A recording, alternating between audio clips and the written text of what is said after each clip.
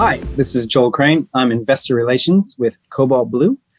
We are a development company building a cobalt mine and refinery out in Broken Hill in Western New South Wales. And I'm here to provide an update of what we're up to. Joel, good to meet you, sir. Thanks for coming aboard and welcome to Cobalt Blue. When did you join? I joined at the beginning of February. Fantastic. So maybe give us a little bit of background where you're from and what you've been brought in to do. Well, I'm American by birth, but Australian by choice these days. I've been living in Australia about 20 years. Although for the past 5 years, I had been in Singapore, where I was working for Rio Tinto in the commercial division.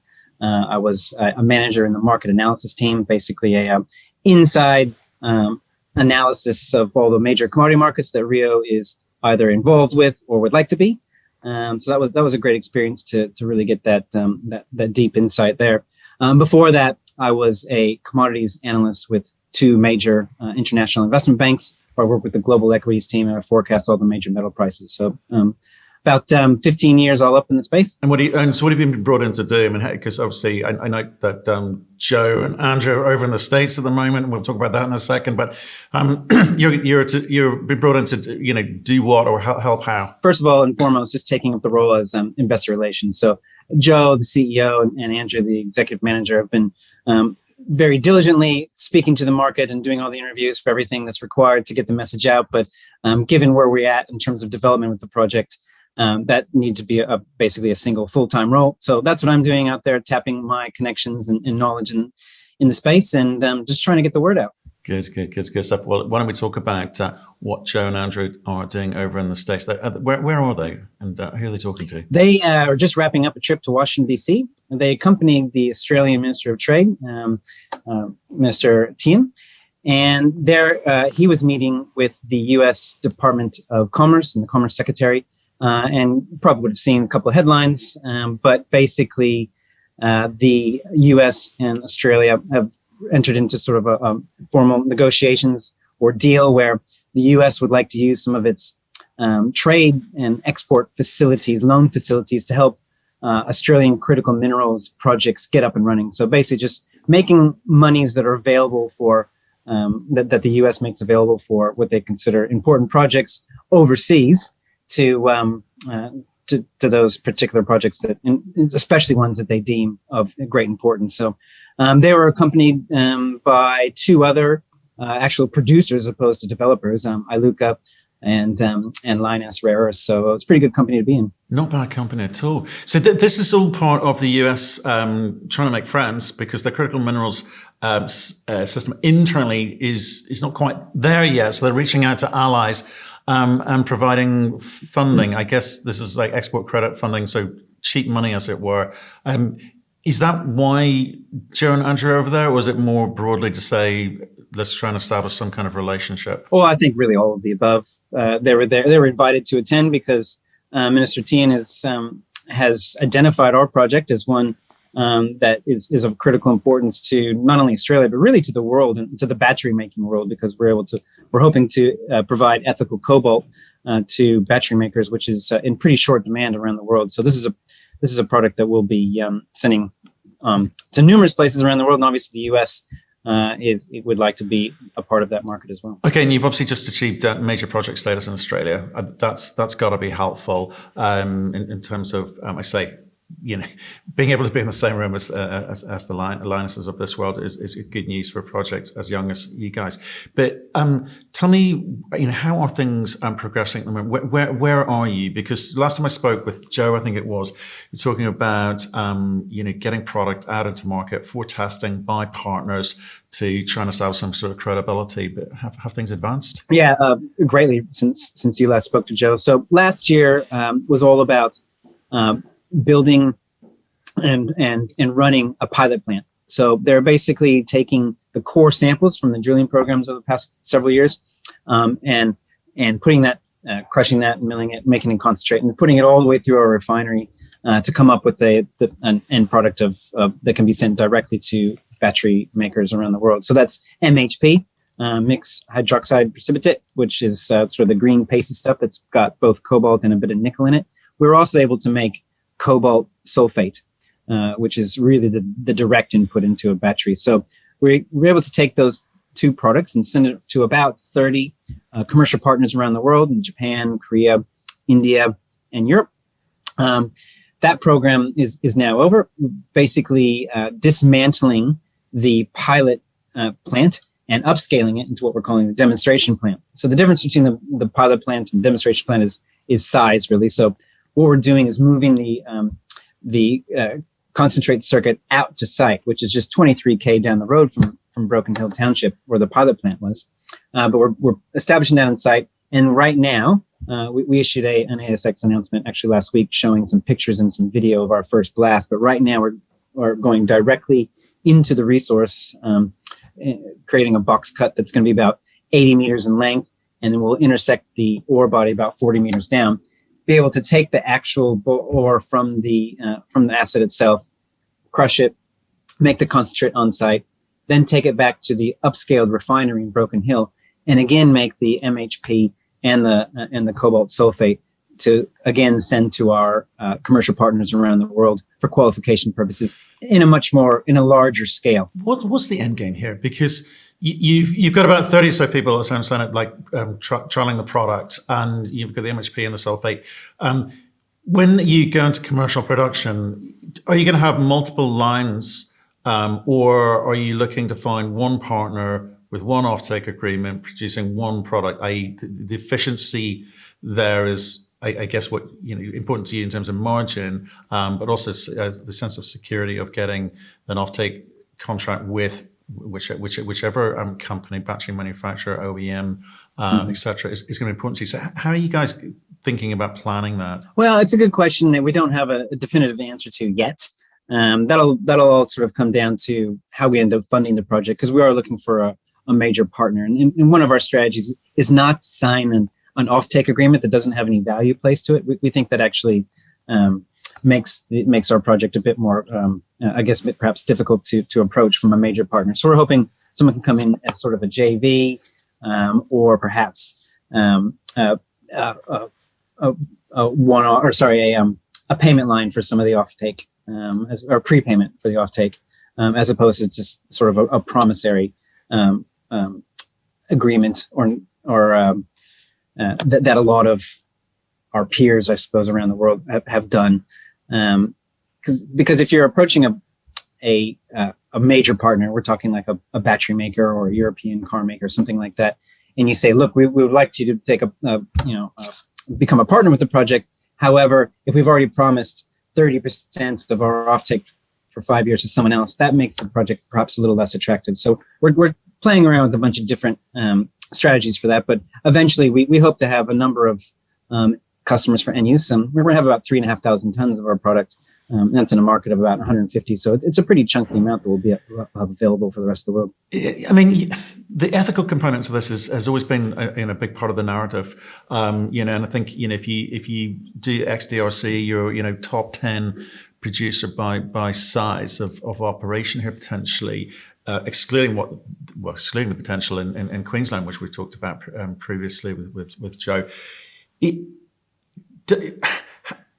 I'm sort of intrigued by the way that companies come at the economics, in the sense that you look at what's happening with cobalt and the demand numbers there, and versus the certainty that you might get by an offtake agreement with one partner, and you got to place a bet, haven't you? And I guess that's the optionality you were in discussion about, and you've just sort of talked through about maybe squeezing out some more margin versus the certainty of knowledge that the money will be there when you need it, through whether it's a JV partner or offtake agreement. Well, look, the ethical story really sells itself, and there are so few tons available that will be able to fall into that category. I really don't think we're going to have much problem moving the material once it comes to market. There's very few players out there who are actually miners and refiners like we would be. Most cobalt comes as a concentrate sent to China, where then it can be blended with unethical material.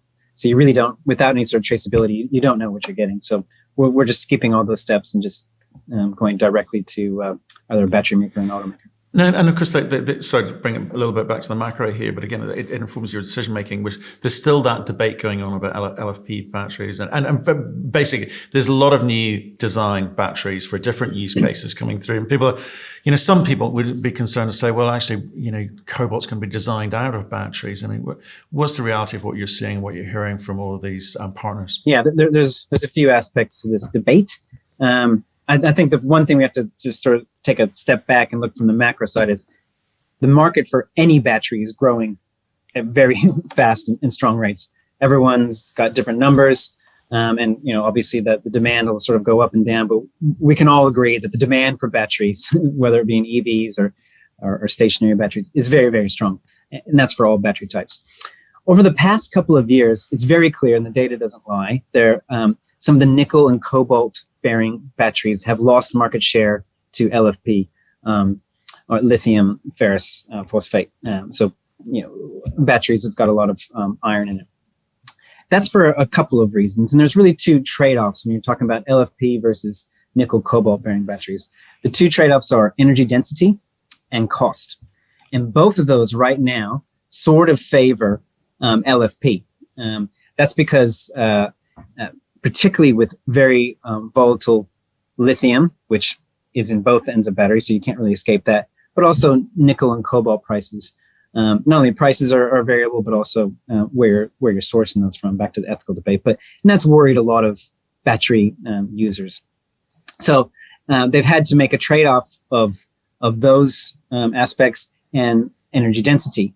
So what that simply means is what you're going to get out of the performance of the battery. So for smaller vehicles that don't require a large range, so maybe in a place with a high, an urban place with a high population density, and you don't drive your electric vehicle very far, you only need to charge it. You can only drive 40 to 50K before it needs a recharge, and that's fine. That works. And so particularly in China, there have been a number of automakers who are choosing those smaller, less energy efficient batteries for their vehicles, and it can be cheaper. That's the second offset, is of cost. At the moment, LFPs are generally more cost efficient than or cheaper than nickel cobalt bearing batteries. Now, the problem with those two offsets is that there's a limit. So LFP batteries have reached their limit in terms of technological evolution, whereas nickel and cobalt bearing batteries, about 18 to 24 months, tend to find improvements, particularly in energy density and also cost. So all major battery researchers will tell you that the technology will continue to improve, and you'll get better performance of nickel and cobalt bearing batteries as the years progress, whereas with the LFPs, it's simply just done. So there have been some market share losses. LFP is about 34% of the market, or somewhere around there, whereas NCA is higher, but has lost some of that. We think, and this is just based on a number of research houses, both banks and other battery experts, that'll plateau in about 23 or 24. And then as technology increases, you'll start to see more nickel and cobalt bearing batteries coming back into play. But again, back to where I started, regardless of sort of those wanes between market share, battery market is exploding. Yeah, so it's not a question of percentage. It's a question of volume. So it's basically may have a smaller percentage of a much larger pie, is what you're saying for cobalt. That's right. Can we just talk about the market at the moment? So what does the demand look like going forward? Because we've talked in the past, and I've talked to multiple companies on supply chains.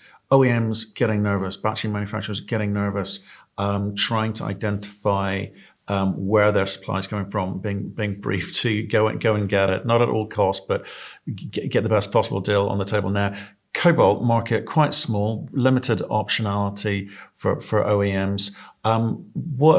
What are you hearing, and what's driving them? Clearly, the ethical component, the trace and the trackability of it all is important. What else is going to be important for them in terms of this green economy that they're feeding into? Well, yeah, I think the past couple of years, you talk to any company that's involved in moving things around the world, and supply chain has affected everyone. So I think that's really spooked people, or it's really, I guess, sort of hit home that there needs to be a lot more security of supply. So there's all sorts of strategies companies are taking, whether it be, in the case of cobalt and some of the other markets, trying to secure those type of offtakes and really bedding down that security of supply, or stepping back and just having to in-house a lot of the supply chain things. So there's a number of issues that are happening, but it's really I think you're starting to see particularly the OEMs starting to scramble and change strategies. For instance, we're speaking to a lot of the major auto companies around the world, and they, within their procurement teams, they have resource analysts now. So they're getting very serious about understanding the market and wanting to have the best shot at getting security of not only volume, but a volume with an ethical component. Yeah, and it's kind of interesting about making that sort of appointment internally, because when you're out trying to chase supply and companies are saying we will produce X by Y date, and then they don't, that causes you problems. So there's a lot of scrabbling around and trying to secure the best deals with the most likely companies, and that's what we're hearing and seeing. There's a disconnect between collectively what the companies are saying they will be able to produce, and collectively what they probably will produce if history is anything to go by. So I think that'll be an interesting one, and what that could do to price for cobalt and some of the other commodities as well. Just in terms of the again macro factors going on here, because again it's part of your thinking as a company. Geopolitics of what we're seeing, Russia, Ukraine. You guys obviously over in the US at the moment, they're trying to nail down their critical minerals supply chain by offering cheap capital to companies in another country. Do you think any of that's going to slow down this inevitable drive towards EV? Do you think that some of the EV numbers might actually be too ambitious? I think that is possible, actually. We don't want to get carried away by pounding the table on how exciting this market is. It's certainly exciting, but it almost feels like we're getting a bit of demand destruction, primarily due to supply chain issues. And you name any auto company over the past 2 years, including the EVs, and they've had to slow production because of a lack of a particular material, or in China because of COVID zero policy, which still exists. In fact, Shanghai is shutting down this weekend. So that would probably affect the Tesla factory there.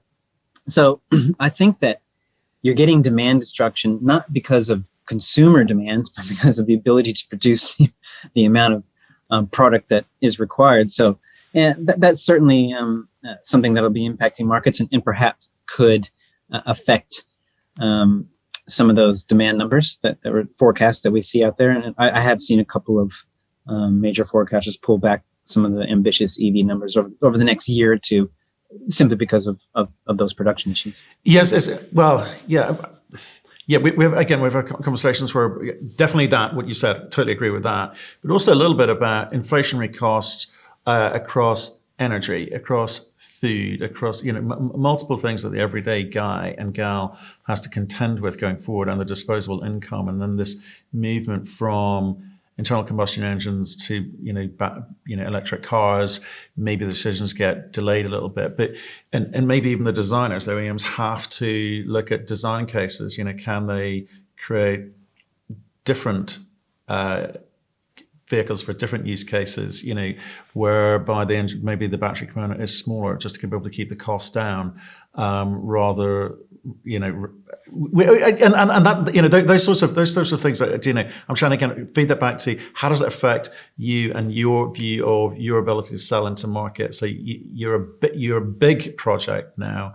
You've got good margins there. So scenarios like that sort of economic one we just both laid out, is that doesn't affect your timing or your decision making or your ability to get capital, does it? No, I mean, if anything, we're pushing ahead as fast as we can. We want to get to market as soon as possible, for the reasons we've discussed, just in terms of that exciting growth in the market. But if anything, getting the funding is probably getting easier because of the journey we've been on, getting major project status. the Australian government offering fantastic support via the Critical Minerals Initiative and the funds that are available either in grant form or in loan facilities is exciting. And then, of course, what's happened this week with the US announcing that they're willing to fund Australian projects. If anything, the funding is just getting hopefully easier for us to ensure that we're able to keep our timelines in place and finish the development of the project as soon as possible. So you got the money, potentially access to cheaper money. You got some warrants coming through as well, I think. When is it? August? I'm going to go with August, I think. Options expire in August. Well in the money. A lot's been exercised over the past couple of months. I bet. Okay, so with all that on the table, you talked about moving the pilot plant or deconstructing the pilot plant, building a demonstration plant, which will then be, you'll then need to create a kind of commercial plant along that. What's that timeline look like? So the demonstration plant, as I said, being constructed now, we anticipate that to be complete and up and running by May. And we'll run that for sort of a campaign of around 6 to 7 weeks, just trying a couple different scheduling and try some 24/7. Just really, use that, take the chance and the ability to practice and work on the demonstration aspects of it, and then produce the product and then send it around the world for qualification. Following the wrap up of that exercise, the rest of the year we'll finish up our feasibility statement, which we're working on at the moment. We have 3 engineers and outside consultants engaged, and we'll be able to take the data that we get from the demonstration plant and put that into the final feasibility statement, which we anticipate to be done by the end of the year. Alongside, we're also working diligently to finish up all the environmental permitting, all the other aspects of permits and things that go along with finalizing such a project. And then about this time to mid next year, which we're in position to make the final investment decision, which will then enable us, assuming the adequate funding's in place, construction should start by the end of next year into 24. Which is very exciting indeed. Very, very exciting indeed. So what about some of these other things that you're doing on the side? I know there's slight outliers at the moment, but there was chat about conversations in Queensland about processing tailings, etc. Is that parked up for now, or will we be hearing more about that this year? Yeah, that's happening alongside. It's like you said, it is sort of happening more in the background, but we do have an arrangement with the University of Queensland where they'll be sending us some material from tailings dams that we'll try running through our processing plant, probably after the demonstration plant or the material from the ore body is finished.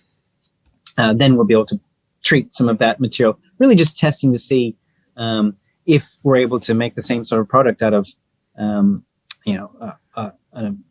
a resource that's just widely available, not only in Queensland, but really all over Australia and the world of tailings that happen to be quite rich in cobalt. So we'll be testing that alongside. This is called our Waste Streams project, and we'll be carrying that on from the second half of the year. Okay, and I just want to finish off with this bit because of the nature of the market you're feeding into, this EV revolution, this green revolution. I don't think you'll be short of suitors from Asia, Europe, or the US. But are they more concerned with getting access to supply than holding you to higher standards in terms of net zero carbon, ESG, etc.? I want to understand how real ESG is in relation to getting a hold of a scarce commodity. Look, I think maybe a few years ago that security supply would have been most important, but the world's really changed and swung in that ESG direction. And we, of course, take it very seriously as well. Just any new mining project is being upheld with even greater standards than ever before. And we will certainly be ensuring that we are, the best of any sort of environmental standard at the mine site itself. But of course, S and G remain very important aspects, and we work very hard engaging the community, as well as just ensuring that we are good stewards within that community, but in the mining community itself. So, look, not only are the end users of our product concerned, but of course the investors within those end users and investors with those. So ESG is more important than ever, and it's only going to continue to rise in that importance, and we understand that and taking it very seriously. Joel, lovely to meet you. And what people don't realise is you're just recovering from a bout of COVID. So thank goodness your voice held together for that. Good man for battling through and also sharing, an update with what's going on there. It's been a great 18 months for you guys, and I suspect it'll be a great next 18 months as well. So stay in touch and let us know how you get on, okay? Really appreciate the time and happy to do so. Thank you very much.